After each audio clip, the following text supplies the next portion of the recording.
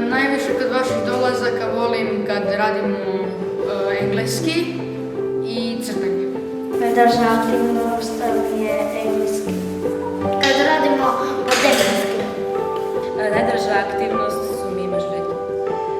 Najdraža aktivnost mi je bila psihološka potpora gdje sam naučila kako se ponašati.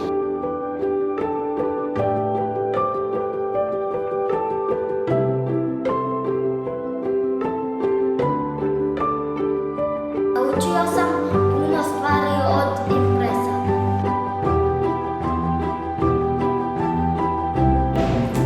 Ovako ovom prilikom se zahvaljujem udruzi Impres koja jako puno pomaže našoj školi.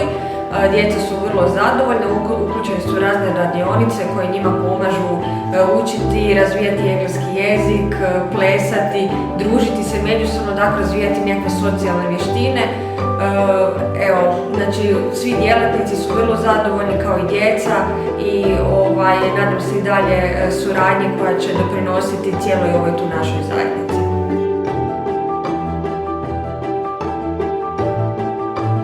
Volio bih da sljedeće godine uvedete sportske aktivnosti i matematičke aktivnosti.